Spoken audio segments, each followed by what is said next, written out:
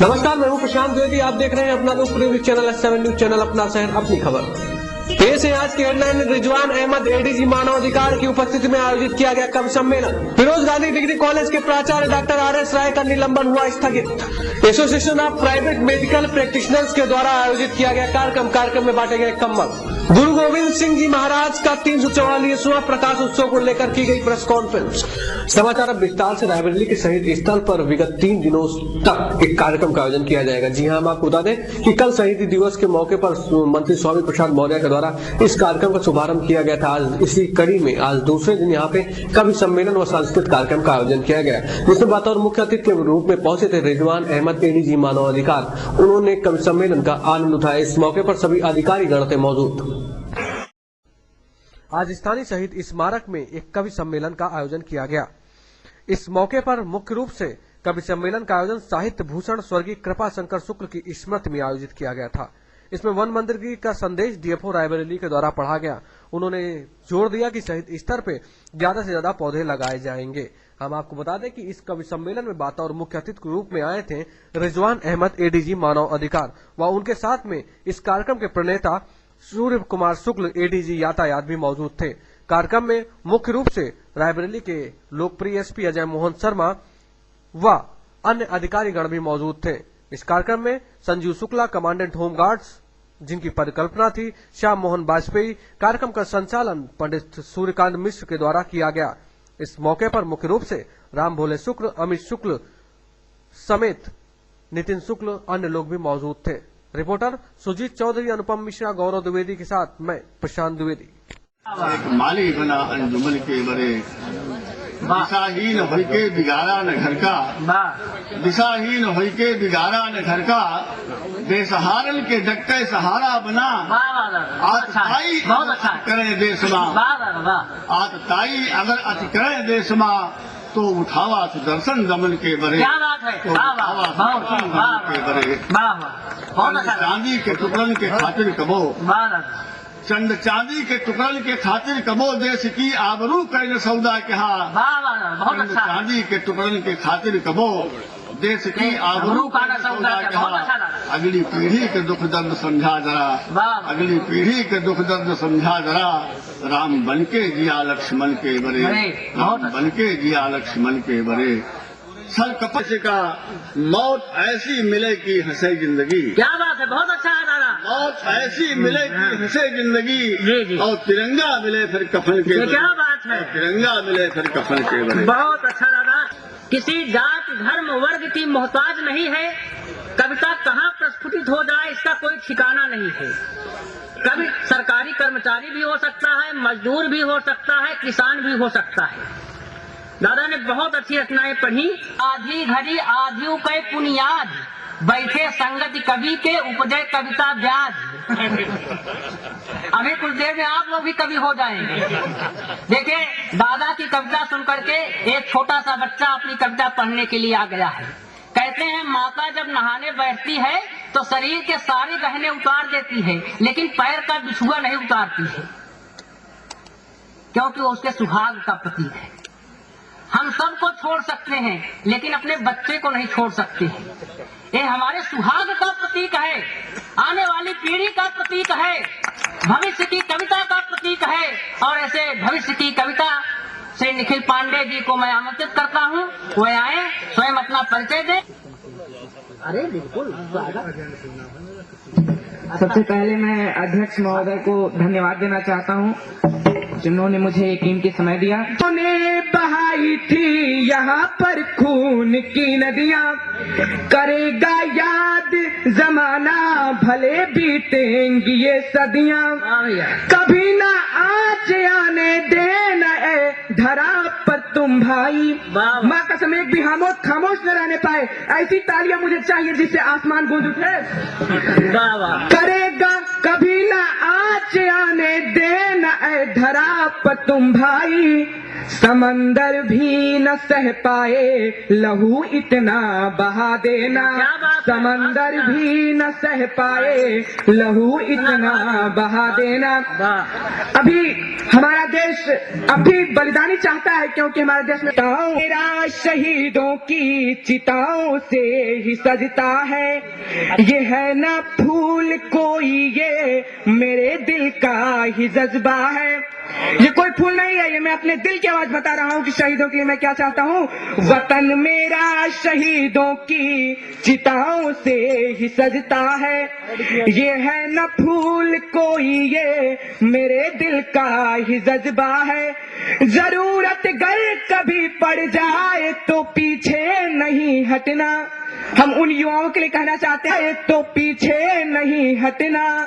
लहू मुझ में उन्हीं का है, उन्हीं का ही तो जज्बा है। लहू मुझ में उन्हीं का है, उन्हीं का ही तो जज्बा है। हम भी शहीदों के अग्रज हैं, श्रंतियां हैं। अरे वो कौम के दीवाने थे, फौलाद सीना था। ऐसे हमारे शहीद थे जिन्होंने अंग्रेजों को फाड़ कर फेंक दिया। उन शहीदों के बारे में पहले 4 पंक्तियां। कैसे वो वीर शहीद के चमन में खिलता हुआ जमाना दे गए, फाड़ कर कलेजा उन जालिम फिरंगियों का, फाड़ कर कलेजा उन जालिम फिरंगियों का, तिरंगे के रूप में अनमोल खजाना दे गए, तिरंगे के रूप में अनमोल खजाना दे गए। तो उनके लिए पंक्तियां हैं। अरे वो कौम के दीवाने थे, फौलाद सीना था, जीना था वतन से ही, वतन से ही तो मरना था। नहीं डरते थे गोली या बम बारूद से, तो वो गोली बम समाज में और जहाँ भी जो दायित्व उनको सौंपा गया है वो उसका सही निर्वहन वो तभी कर सकते हैं। मैं 3 पुलिस अधिकारियों की 3 जो खूबियां गिनाता हूँ, एक्सेसिबिलिटी, क्रेडिबिलिटी एंड सेंसिटिविटी। ये 3 ऐसी जो खूबियां हैं जिसके आधार पर पुलिस अधिकारी जो बड़ी आसानी से सबल जो हो सकता है, समाज में लोकप्रिय हो सकता है कि हर वक्त उससे कोई भी जनता का व्यक्ति मिल सकता हो, मिलने में उसको कोई गुरेज न हो। और क्रेडिबिलिटी, उसकी कार्यशैली और कार्य पद्धति ऐसी हो कि दुनिया में ये जो है चर्चा हो कि ये आदमी बड़ा ईमानदार है, बहुत सही है, सच का पक्षधर है, कोई गलत काम नहीं करता है। इसलिए उसके वहां से बैठे रहने से उसकी क्रेडिबिलिटी, जो विश्वसनीयता उसकी है, अगर वो अच्छी है तो आधा काम तो विश्वसनीयता पे ही चल जाता है। और तीसरी सेंसिटिविटी के बारे में मैंने आपसे बहुत विस्तार में बताया। मैं समझता हूं कि ये चीजें जो है अगर होंगी तभी जो है, और हर इंसान में होना चाहिए, चाहे जिस क्षेत्र में हो। मेरा यही हमेशा बल रहता है, इस बात पे मैं बल देता हूं कि अच्छे इंसान, स्कूल कॉलेजेस भी अच्छे इंसान पैदा करें, सिर्फ डिग्री होल्डर्स ना पैदा करें, बल्कि अच्छे इंसान को शिक्षा के साथ दीक्षा दी जाए, अच्छी तरबियत दी जाए, अच्छे संस्कार दिए जाएं, तभी अच्छा इंसान जो है बनता है। मैं एक अच्छे इंसान पे एक और शेर, आपको बहुत अच्छा शेर जिसमें एक संदेश छिपा हुआ है, आपसे शेयर करना चाहता हूं कि हर एक शख्स यहाँ अपनी हस्ती का निगहबान बने, हर एक शख्स यहाँ अपनी हस्ती का निगहबान बने और गम के तूफान में संगीन सी चट्टान बने, बाद में चाहे वो हिंदू या मुसलमान बने, पहले इंसान का निवारण हो जाएगा और ये समाज में समरसता पैदा होगी और समाज एक अच्छा स्थान होगा जहां हम सब हंसी खुशी अपने जीवन के जो भी दिन हैं उसको बिता लेंगे और बड़े ही जो है क्या करते हैं, मैं समझता हूं कि लक्ष्य और जो भी हमने मंजिल तय की है वहां तक हम पहुंच जाएंगे। मैं तो एक कदम और आगे बढ़ के ये कहता हूं कि अगर सही दिशा में सार्थक प्रयास किए जाएं तो सफलता अवश्य मिलती है। सही दिशा में सार्थक प्रयास होना चाहिए और नहीं मिलता है, गीता में भी कहा कर्मण्येवाधिकारस्ते मा फलेषु कदाचन, कर्म करते जाओ, फल की चिंता न करो। और शेक्सपियर ने कहा कि no good is ever lost, एक आपने अच्छा काम कर दिया तो कभी जाएगा नहीं जाएगा, उसका प्रतिफल ये जो है, इसलिए अच्छे काम करते जाइए, उसके फल की चिंता न करिए। और लक्ष्य जो भी आपने निर्धारित किया है वहां तक आप नहीं पहुंच सकते हैं तो कोई बात नहीं है, क्योंकि लक्ष्य तक पहुंचाने में सार्थक प्रयास यही आवश्यक है। और इस शेर को याद रखिएगा जो आपको बड़ा बल देगा कि मंजिल मिले मिले न मिले मुझे इसका गम नहीं।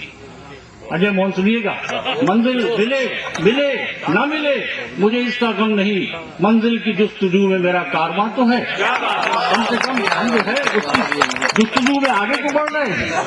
मैं समझता हूं कि ये चंद बातें ऐसे उद्गार थे मेरे मन में जो मैं आज इस पावन मंच से आपके बीच में शेयर करना चाहता था। मैं बिल्कुल भाव विभोर उठा हूं। मुझे शब्द नहीं मिल पा रहे कि मैं कहाँ क्या बोलूं।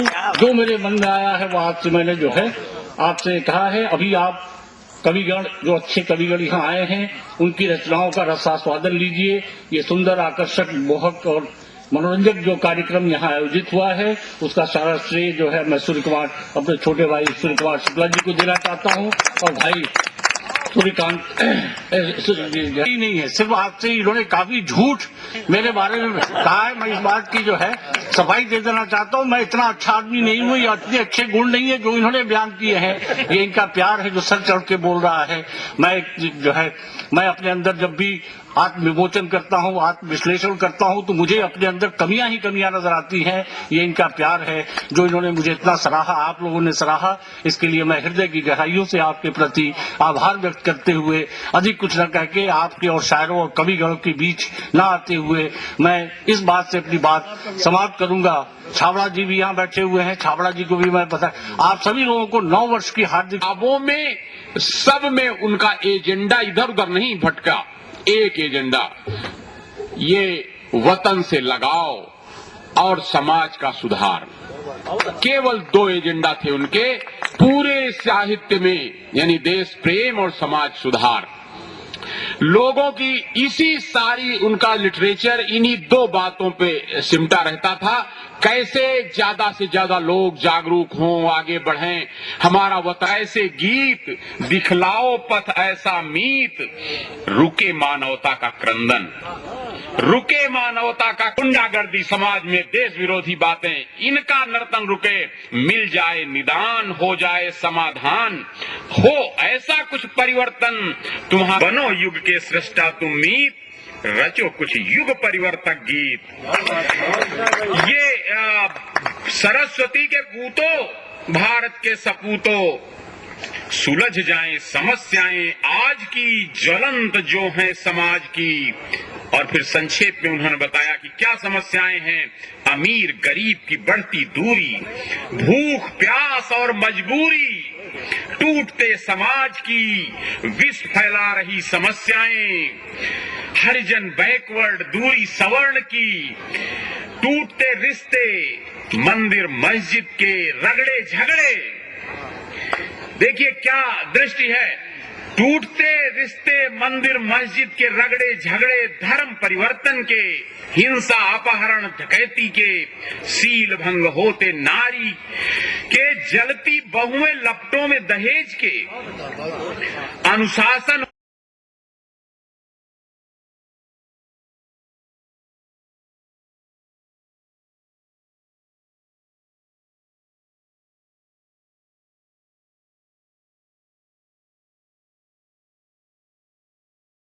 की निलंबन को स्थगित कर दिया है।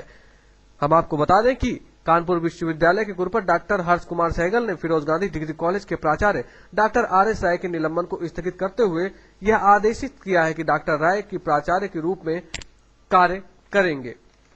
उधर दूसरी ओर संस्था के मंत्री समिति के मंत्री अनुभव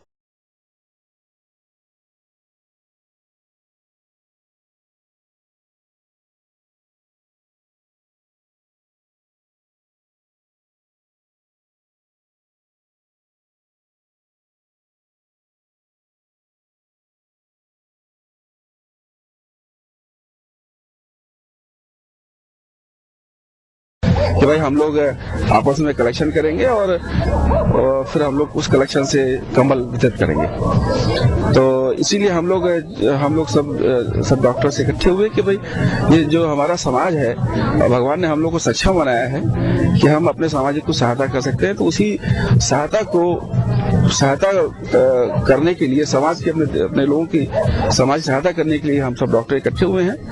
और हम लोग आशा करते हैं कि भाई जब हम लोग समाज की अपने समाज के लोगों के लिए कुछ करते हैं तो समाज के और लोग भी आगे आए और जो समाज के कमजोर लोग हैं उनकी सहायता के लिए आगे आए और भी कंबल वितरण करें या अलाव जलाएं। तो यही उद्देश्य। कितने पात्र व्यक्तियों को कंबल वितरित किया? करीब हम लोगों ने 37 लोगों को कंबल वितरित किया है। और हमारे डॉक्टर साहब भी कह रहे थे, हसमत साहब, कि हम दोबारा और हम एक मीटिंग करके और भी कंबल वितरित करेंगे।